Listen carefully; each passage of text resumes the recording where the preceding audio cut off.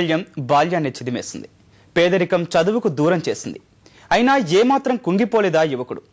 ఎలాగైనా కుటుంబానికి ఆసరగా నిలవాలని ఆశించాడు. అందుకోసం వినూత్నమైన దారిని ఎంచుకున్నాడు.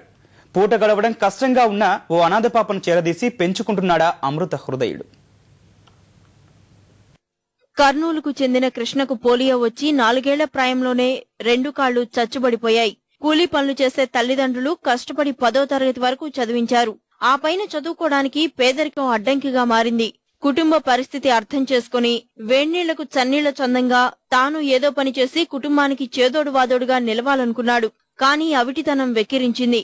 అయినా మనోధైర్యంతో అంగవైకల్యాన్ని జయించాడు. అందుకు వెదురు బొంగులనే ఆయుధంగా మార్చుకున్నాడు. వాటితో అద్భుతమైన కళాఖండాలను తయారు చేసి విక్రయిస్తూ జీవనోపాధి పొందుతున్నాడు.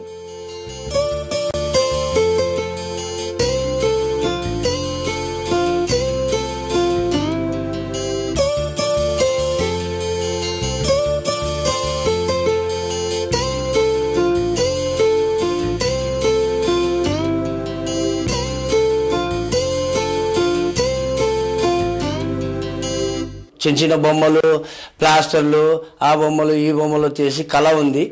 ఆ అబ్బాయి బాగా దాని మీద అమ్ముకొని జీవనం చేస్తుంటాడు.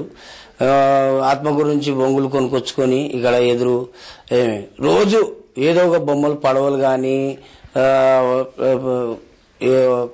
అది పూల తొట్లు అవి అన్ని చేస్తుంటాడు. దీనిలో ప్రత్యేకత ఉంది కదా, ఇది వాళ్ళు ఎదురు బొంగులతో చేయడము తారు ఇంత నీట్గా ఇంత లొకేషన్ ఇది బాగా అట్రాక్షన్ ఉంది కాబట్టి దీనివల్ల నాకు ఇలాంటివి అంటే చాలా ఇష్టం. నాకు తీసుకోవడానికి ఇలాంటివి అంటే.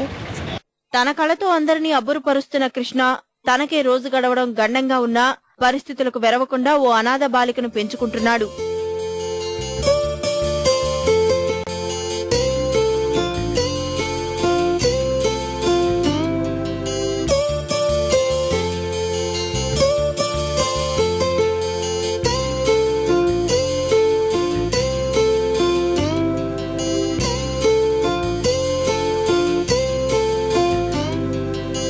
ఇలాంటి పోలియో కానీ